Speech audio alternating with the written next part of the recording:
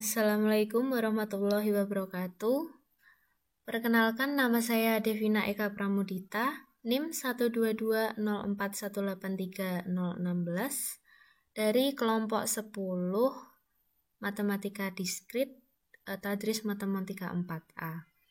Dalam kesempatan kali ini, kami kelompok 10 berkesempatan untuk menjelaskan materi mengenai graf berlabel. Nah, untuk materi yang pertama akan saya sampaikan mengenai definisi graf berlabel dan juga pohon rentang minimum. Baik, langsung saja kita masuk materi. Nah, sebelum kita menuju ke definisi graf berlabel, di sini kita akan menyinggung sedikit mengenai definisi graf yang telah dibahas lengkap dari kelompok sebelumnya.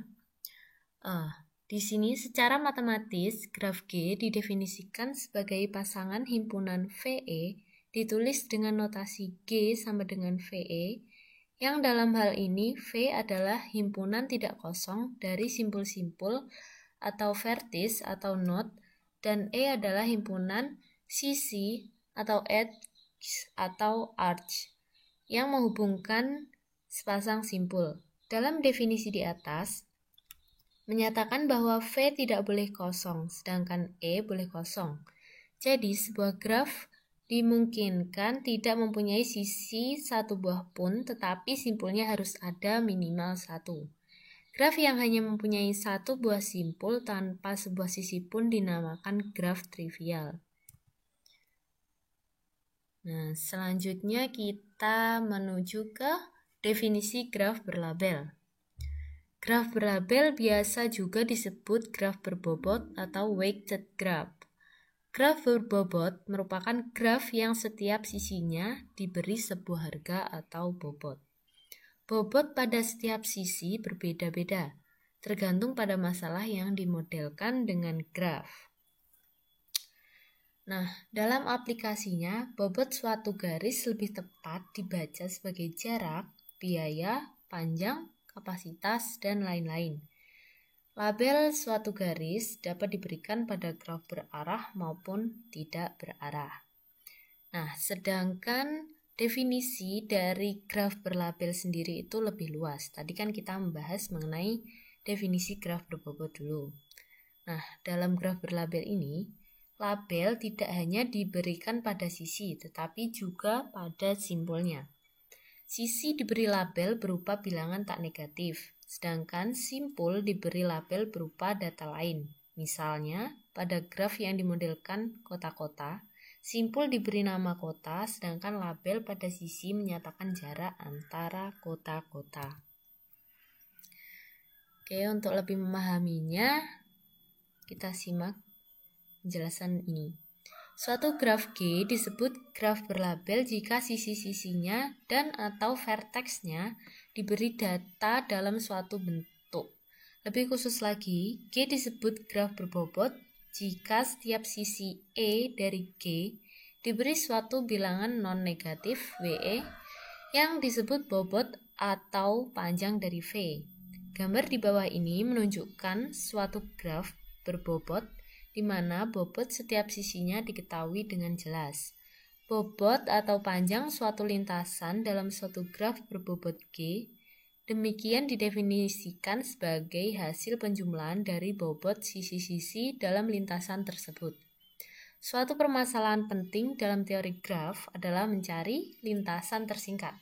Artinya, lintasan dengan bobot panjang minimum antara dua verteks yang diketahui. Nah, di sini terdapat contoh dari graf berlabel. Nah, ini simpulnya juga diberi label-label berupa P, A1, A2, A3, A4, A5, A6, dan juga Hi.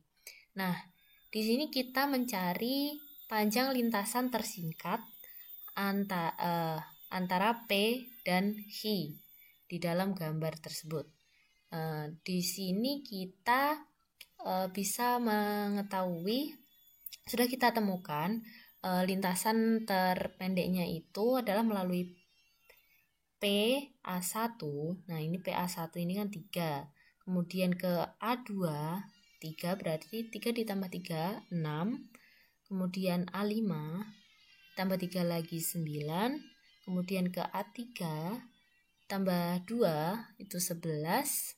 Kemudian ke A6, tambah 1, berarti 12. Nah, kemudian ke Hi, tambah 2, berarti 14. Nah, di sini kita ketahui berarti panjang lintasan tersingkatnya adalah melalui jalur atau lintasan P, A1, A2, A5, A3, A6, Hi dengan bobotnya yaitu 14.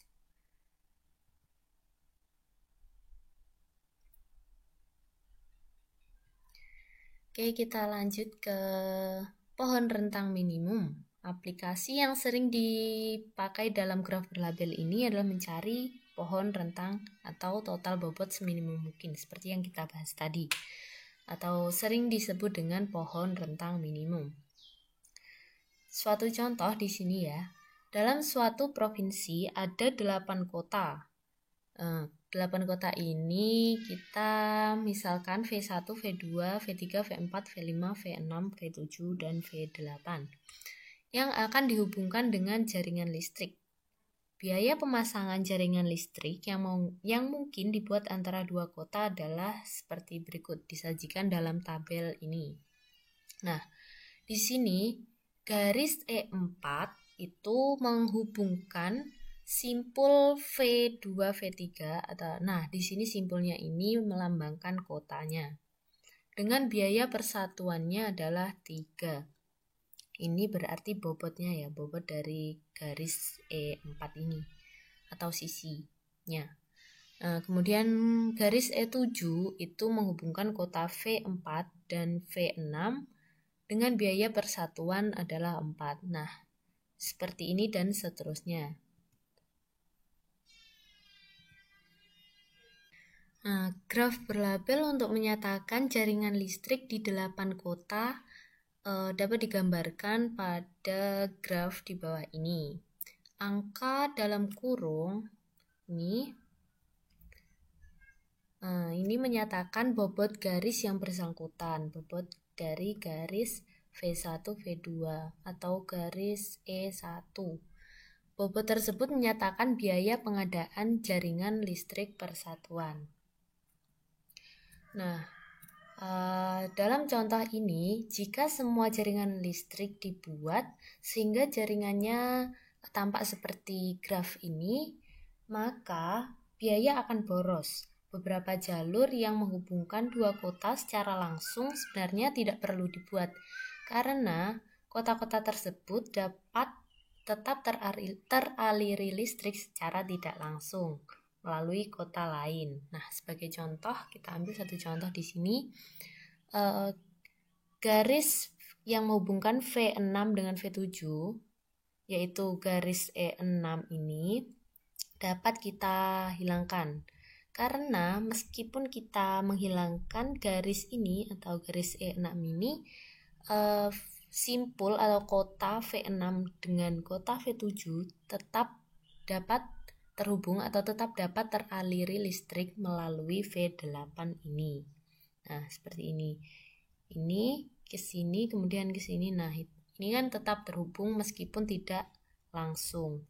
Maksud tujuan dari penghilangan garis ini atau sisi E6 ini adalah untuk meminimalkan biaya pengadaan jaringan listrik persatuannya, atau kita mencari pohon rentang minimumnya. Cara yang paling sederhana untuk mencari pohon rentang minimum ini adalah dengan mendaftarkan semua pohon rentang yang mungkin dibuat dan menghitung total bobot tiap-tiap pohon rentang. Nah, selanjutnya dipilih pohon rentang dengan total bobot yang paling kecil. Nah, dengan begitu metode ini kan tidak efisien ya, terutama pada graf yang cukup besar, karena terdapat banyak sekali pohon rentang yang dapat dibuat. Nah, dengan begitu kita akan menggunakan algoritma yaitu algoritma Kruskal dan algoritma Prim untuk membuat pohon rentang minimum secara efisien. Nah, kedua algoritma itu nanti akan dilanjut oleh teman-teman saya. Kembali lagi ke soal, graf berlabel tersebut dapat dinyatakan dengan matriks hubung. Nah, matriks hubung untuk menyatakan graf berlabel pada gambar tadi adalah matriks A dengan yaitu AIJ dengan AIJ-nya. Yang pertama, jarak titik VI dengan VJ jika ada garis yang menghubungkan VI dengan VJ. Kemudian yang kedua, tak hingga jika tidak ada garis yang menghubungkan VI dengan VJ. Dan yang terakhir, 0 jika I sama dengan J. Nah, di sini maksudnya untuk yang pertama ya, jarak titik VI dengan VJ yang pertama ini tadi di gambar kita tahu jarak titik dari V1 ke V2 ini adalah 15. Jadi kita tuliskan bobotnya 15. Untuk yang kedua ini, tak hingga jika tidak ada garis yang menghubungkan VI dengan VJ. Di gambar tadi kita tahu kota VI dengan kota V1 dengan kota V3 itu tidak ada garis yang terhubung secara langsung. Jadi bobotnya adalah tak hingga. Nah, yang terakhir 0 jika I sama dengan J. Di sini maksudnya adalah VI-nya itu V1. Nah, VJ-nya juga V1. Jadi VI sama dengan VJ. Nah, itu bobotnya adalah 0. Baiklah, itu yang dapat saya sampaikan. Mohon maaf apabila ada kurang lebihnya. Wabillahi taufiq wal hidayah. Wassalamualaikum warahmatullahi wabarakatuh.